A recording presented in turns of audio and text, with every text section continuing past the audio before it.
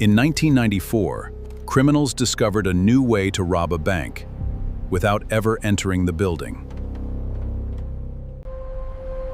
There was no gunman, no getaway car, and no note handed to a teller. Instead, a young computer programmer in St. Petersburg was preparing something far more unusual.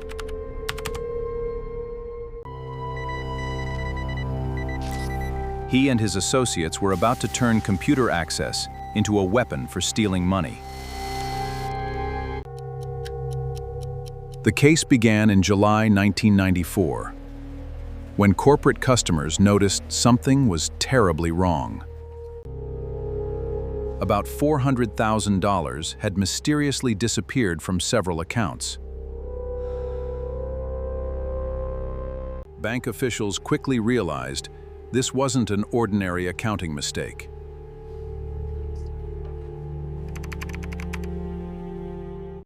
They contacted the FBI, and investigators began tracing the missing money.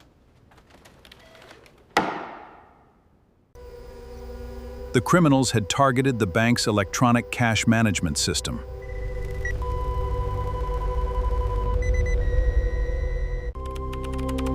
The system allowed corporate customers to move funds electronically between their own accounts and banks around the world. The criminals exploited the telecommunications network and compromised legitimate user credentials. They weren't simply breaking through a locked door. They were making the system believe they belonged inside. Working with the bank, FBI investigators began monitoring suspicious transfers.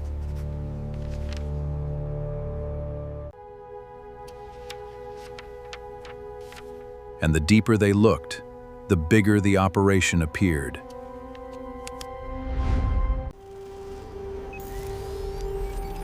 Investigators eventually identified roughly 40 illegal transactions.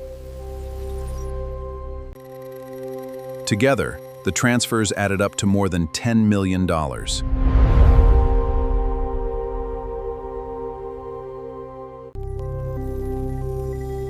Most of the stolen funds were sent toward overseas bank accounts.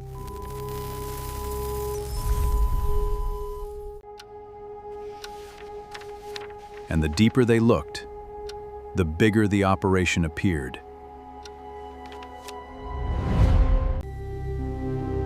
Only one location inside the United States stood out in the money trail: San Francisco.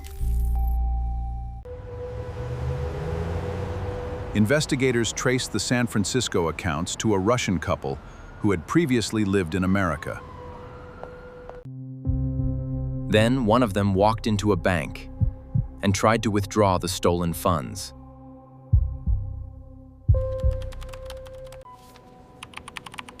But the account had already been frozen.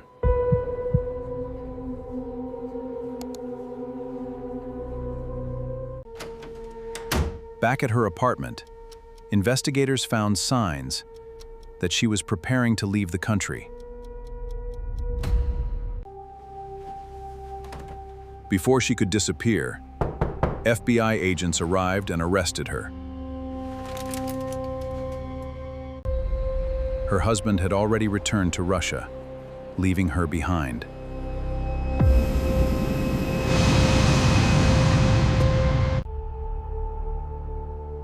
But she agreed to cooperate, and investigators finally got a name: Vladimir Levin, a Russian programmer, believed to be operating from a computer firm in St. Petersburg. Investigators learned that the operation was being run from inside a St. Petersburg computer firm. American investigators then began working with Russian authorities to build the case.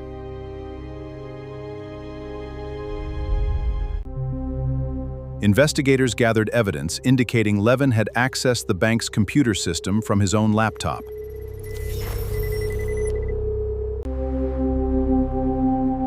Other Russian nationals were recruited as couriers to withdraw stolen money from overseas accounts. Investigators and law enforcement partners began closing the net around the conspirators. Then, in March 1995, Levin was lured to London.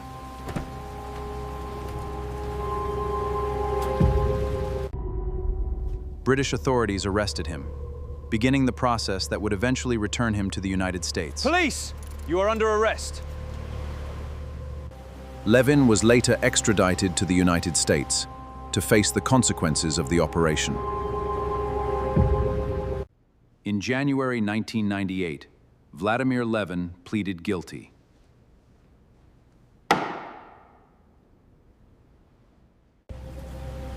The case became known as one of the earliest major online bank robberies.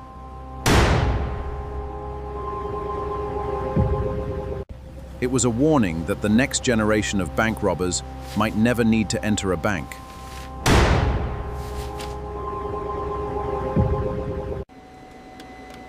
The victim bank responded by strengthening its network security.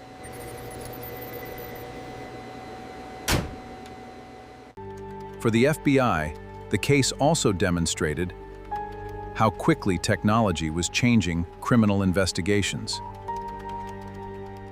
Special Agent Andrew Black remembered that, in 1994, his San Francisco office didn't even have a dedicated cybercrime team. So investigators approached the case through the white-collar crime route.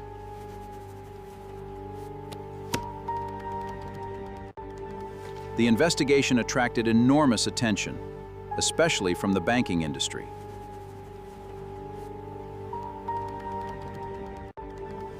Black later presented the case to organizations that needed to understand the emerging threat.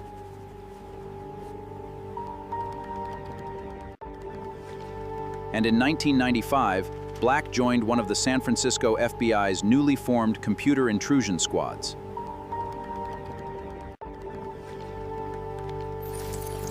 What began as an unusual bank robbery helped push law enforcement toward the modern fight against cybercrime. The technology has changed dramatically, but the lesson from 1994 remains: criminals follow opportunity.